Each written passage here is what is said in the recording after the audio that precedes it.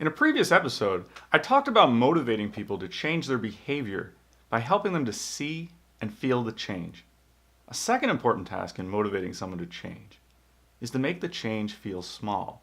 In today's episode, I'll talk about a technique for making a change feel smaller called putting 2 stamps on their loyalty card.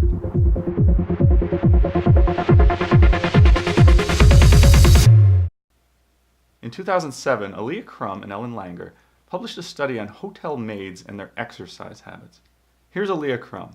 We found a really unique group of women, a group of 84 hotel housekeepers working in 7 different hotels across the US. So these women are on their feet all day long. They're using a variety of muscles and they're burning an extraordinary amount of calories just doing their job. But what's interesting is that these women don't seem to view their work in this light. We asked them, we said, "Do you exercise regularly?" And 2/3 said no. So we said, okay, well, so on a scale of 0 to 10, how much exercise do you get? And 1/3 of them said 0. I get no exercise at all. So we wondered, what would happen if we could change their mindset? So we took these women, we split them into 2 groups. We measured them on a variety of things, including their weight, their blood pressure, their body fat, their satisfaction with their job. And then we took half of them and we gave them a simple 15-minute presentation. We gave them this poster and we said, you know, your work is good exercise.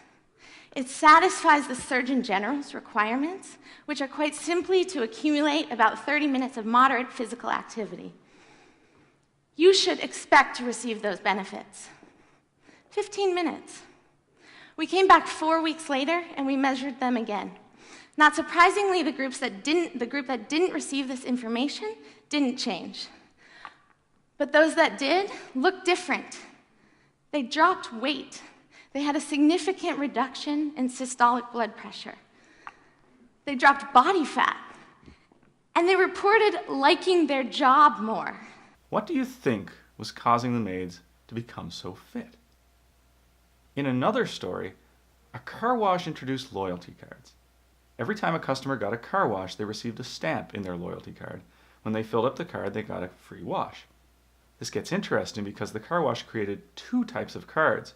One had 8 spots to be stamped. The other card had 10, but with 2 spots already pre-stamped. Only 19% of the customers who received the card with 8 spots earned a free wash, but 34% of the customers who received the pre-stamped card earned the free wash. People are more motivated to be part of the way into a longer journey than at the start of a shorter one. So one way to motivate people is to make them feel as if they are closer to the end of the journey than they thought. Dr. Aaliyah Crum's theory of why the maids became so fit is that it was due to the placebo effect. But the Heaths argue that the placebo effect only applies to self-reported conditions. This wasn't about asking the maids if they felt healthier. This was measuring their actual weight. What's more likely, the Heaths say, is that we're seeing something similar to what happened at the car wash. The maids, realizing that they had 2 stamps on their exercise cards and that exercise could come from the little things, might have started scrubbing the showers a little more energetically or moving back to their carts more often. Avoid the business cliche to raise the bar. That's exactly the wrong thing to do if you want to motivate the elephant. You want to lower the bar. You want to shrink the change.